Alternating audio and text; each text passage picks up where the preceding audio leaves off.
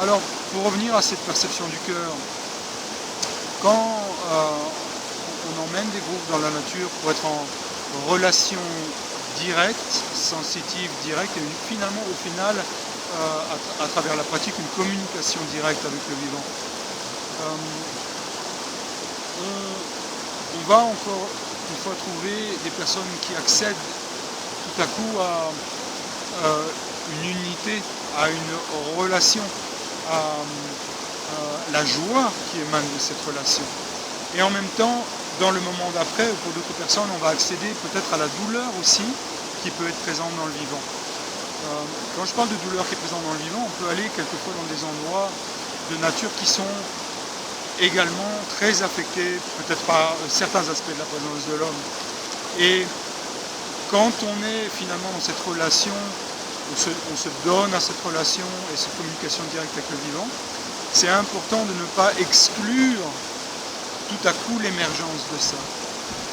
De la même manière, le vivant va nous emmener à l'intérieur de nous-mêmes et nous faire accéder à des aspects de notre essence, des aspects qui reposent ici, dans l'ici et maintenant, dans la relation permanente de la nature et de l'homme avec la nature, avec tout le vivant, même le cosmos. En même temps, il peut aussi, et il va inévitablement arriver, qu'on peut toucher à des endroits de séparation, et c'est douloureux.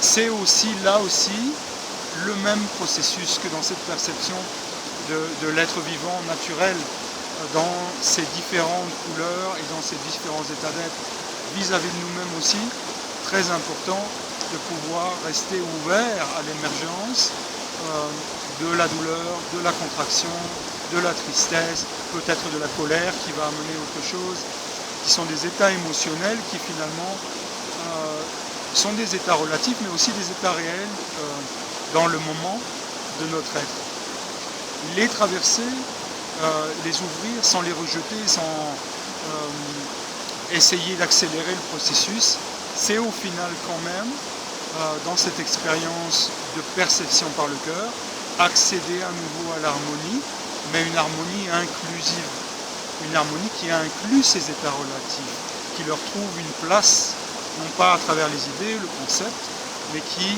à travers l'expérience, trouve une place. Dans cette expérience qu'on ne peut pas vraiment décrire comme ça, à laquelle il faut se donner, finalement on trouve aussi une inclusion des dimensions d'obscurité, une inclusion des dimensions de douleur et une place réelle dans le vivant, une compréhension. Voilà.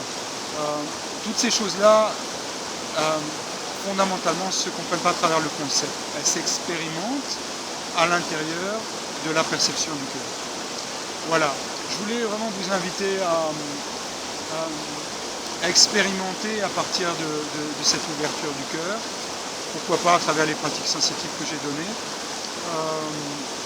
et peut-être à ouvrir, si vous avez d'autres pratiques, une possibilité à ça. Une dernière chose aussi sur cette perception du cœur, comme dans d'autres choses que j'ai mentionnées dans différentes vidéos, la simplicité de cette pratique.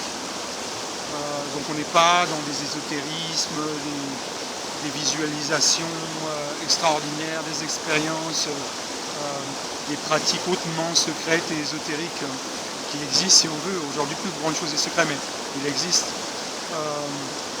des choses pratiquant, par exemple, encore une fois, avec le troisième œil, avec d'autres centres. Il y a des tonnes de choses sont possibles dans toutes les traditions. Voilà, dans cette simplicité, je vois que très souvent il y a une possibilité de passer finalement à côté de quelque chose. Je crois que c'est dans la nature de l'être humain potentiellement d'être fasciné par le complexe et le secret. Et peut-être que le secret est également, si on veut bien se donner, encore une fois, profondément, sur des durées de temps, des périodes de temps dans une exploration, à la relation à travers le cœur, à la nature, on a là un des grands secrets et non secrets de la transformation et de la guérison dans la pratique chamanique et animiste. Voilà, j'espère que cette vidéo vous est aidante et je vous souhaite une très bonne pratique.